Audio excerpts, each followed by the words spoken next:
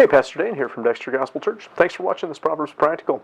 Today's verse looks at the last trait of the people whose approach to life that wisdom tells us to avoid.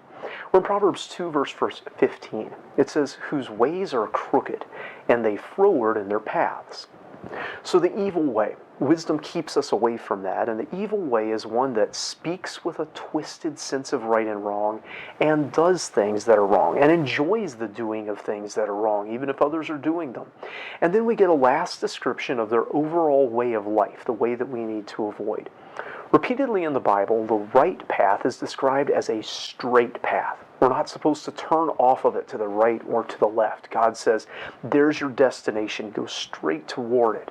Jesus spoke of a broad way that leads to destruction, but that straight and narrow path that we're supposed to walk instead. The evil person is one who strays from the straight and narrow. There was a right path laid out for them, but they twisted it. They turned off the course that God would have wanted them to walk. I have to wonder if verses like this are where we get our expression when we say that someone is crooked or a crook.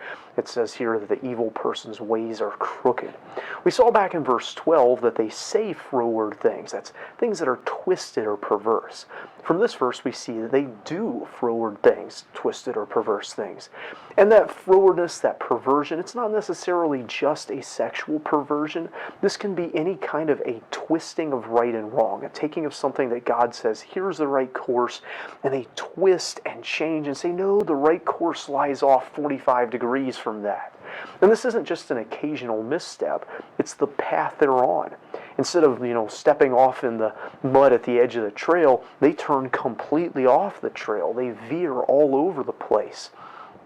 The righteous and wise have a stability and consistent direction because their path is set by the character of God, which doesn't change, and they're guided by the clarity of the Word of God, which is also unchanging and reveals the character of God.